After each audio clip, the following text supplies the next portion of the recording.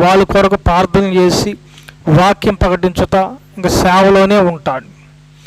పని చేసుకునేవాడికి సేవకుడికి పొత్తు ఉండదండి, గుర్తుపెట్టుకోండి.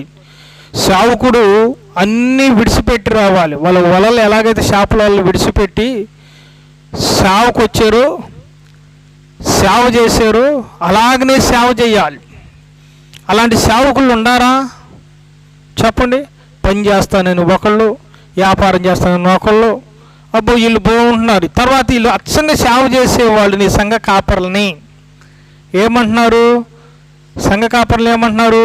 వీళ్ళు సందాలు పడతాం ఎక్కడ ఉంది, సందాల మీద బతుకుతున్నారు, అది దాన్ని బోధిస్తున్నారు. బైబిల్లోనే ఉంది. ఎవరైతే సందా పట్టవద్దు, దేశం భాగాలు దాటం లేదని అన్న ప్రతి పనికి మాలిన వాళ్ళకి చెబుతున్నా, అసలు నువ్వు చేసే సేవ కరెక్ట్ కాదు. అది